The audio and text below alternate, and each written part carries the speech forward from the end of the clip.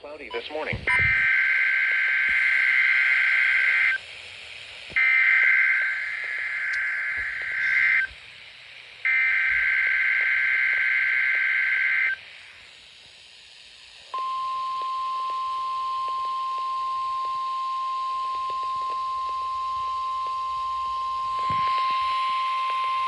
This is a test of the Virginia Emergency Alert System. This is only a test. This test is being conducted in conjunction with the Virginia Tornado Drill. This drill is conducted annually to allow schools, businesses, emergency managers, and the public to exercise their tornado safety procedures. This practice tornado drill will remain in effect until 10:45 a.m. Eastern Standard Time.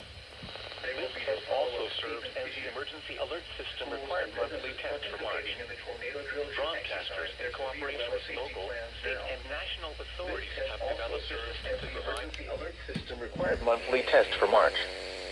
Broadcasters, in cooperation with local, state, and national authorities, have developed this system to provide the public with important emergency information should the need arise.